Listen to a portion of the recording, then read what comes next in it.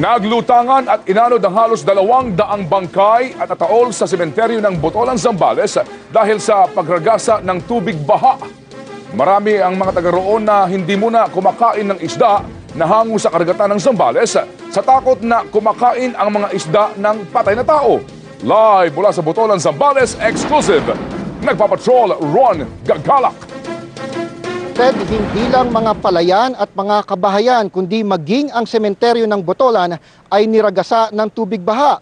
Pero ang problema, nawasak ang mga nicho, nagsilabasan ng mga ataol at lumabas iyong mga bangkay at inanod ng tubig baha. Hindi nakaligtas ang sementeryo ng Botolan sa pagragasa ng tubig baha. Natumba, nabutas o tuluyang nawasak na ang mga nicho. Ang ibang ataol nawawala na. Napaiyak si Aling Linda dahil nakatagilid na ang nicho ng mga yumaon niyang kapatid. Ewan ko lang po kung nandun pa po.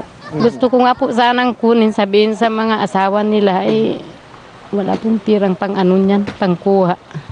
Pero may mga ataol na naiwan pa sa kinalalagyan. Karamihan ng mga ikalawa at ikatlong palapag sa bahagi nito ng sementeryo ay nawasak ng tubig baha. Ito namang kabilang bahagi, lahat ng kadugtong ng mga nichong to hanggang doon, makikita nyo wala na. Pero kung dito sa sementeryong to meron pang mga naiwan, doon po sa kabilang sementeryo, wala ka nang makita kahit isang nicho. Inanod din ang maraming bangkay doon at tuluyan ng lumubog sa paghagupit ng bagyong Pepeng. Kaya ang iba, kinuha na ang kanilang mga patay na kapamilya. Hindi ko malapit ng maanod yung kwan, nasa pangpang na kako, kaya kailangan na mailipat na. Kasi dapat yung mailipat para parang paggalang din sa kanila. Pero babala ng mga opisyal, kailangang magpaalam muna sa munisipyo bago kuhanin ang mga yumaong kaanak. Sa tansya ng barangay kapitan, halos 200 bangkay ang inanod at nakuha sa iba pang barangay ng Botolan. Ang iba sa karagatan na ng Zambales lumulutang. Natatakot na kumain ho ng mga na bibingwit nilang isda dito dahil yun nga, baka raw nakakain ng patay. Kaya nag-alangan ho silang matagal ho. Hanggang ngayon ho, wala pa ho yatang kumakain ng isda dito, puros karne. Galonggong dito, galonggong. Matumal na nga raw ang benta ng isdang dagat sa mga palengke, pati na sa mga katabing bayan ng Botolan tulad ng Iba, Zambales. Pero ayon sa lokal na pamahalaan, walang dapat ipangamba. Wala naman akong makitang risk kung sakasakali dahil hindi naman namamatay mga isda na kumakain kundi nakaka-psychological lang sa tao.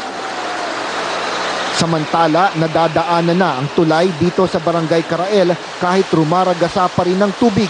Pero kahit mga malalaking sasakyan lang ang may kaya, may mga pilit pa rin itinatawid ang kanilang motor at alagang kalabaw. Ted, kung hanggang kailan pwedeng madaanan itong tulay ng Carael ay depende yan sa lakas ng agos dahil tuwing lumalakas ang ulan ay biglang tumataas ang tubig dito at hindi na naman madadaanan ang tulay na iyan. Ted.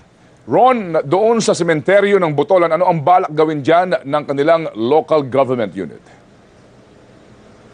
Ted, isa-isa nang inaalis yung mga bangkay doon dahil nasa pangamba na bigla na namang tumaas ang tubig at ragasain na naman yung iba pang mga natitirang bangkay doon. Ang problema, wala pang mapaglilipatan ngayon dahil yung isangang sementeryo nila ay totally lumubog na ito. Kaya nag-iisa na lang yung sementeryo na yon. Pero nakikita nyo naman doon sa ating video, katabing-katabi lang siya ng ilog at hindi malayong ragasain din to. Hinahanapan ngayon ng paraan ng lokal na pamahalaan kung saan pwedeng ibang bayan maaari na mailipat itong mga bangkay na ito, Ted. Salamat, Ron. Mula sa